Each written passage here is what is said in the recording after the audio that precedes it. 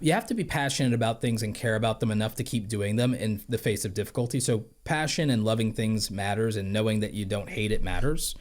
Feeling like you do serve the world in some capacity and make it a better place, and that there's a demand and a desire from other people for what you do is important. And that's also going to validate you, because you do need people to desire it. You do need people to respect it. You need the attention, and you also need to feel good about like the impact it has. So you do need that quadrant. Yeah.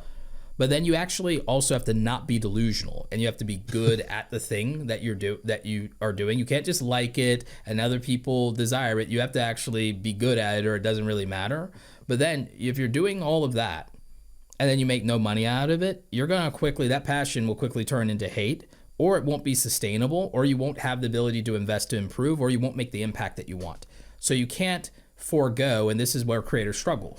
They might achieve 3 of those quadrants and forego the monetization piece, and then not be able to invest in getting any better, or invest in creating a better scaled impact, or be able to sustain a lifestyle that lets them stay passionate and stay in love with it, versus I'm doing all of this and not getting what I need to survive, and I'm miserable now, and then you resent your craft. And so that's why people need to stop being starving artists. That's why that's probably the 3rd book I write. But they need to stop being starving artists. We need to end that narrative.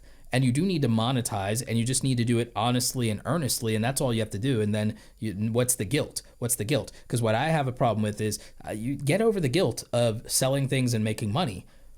I need you to reframe that if you're not doing that, if you're not making enough money, you might not be respecting yourself enough. You're not respecting your time. You're not respecting your skill in your craft. You're not respecting your community in the sense of your peer community, in the fact that you're saying they're somehow wrong-headed or undeserving of making money. So that's a disrespect to them. If you feel you're too good to price yourself and you're tanking the market, or you're undervaluing the craft, you're undervaluing the craft when you undersell it.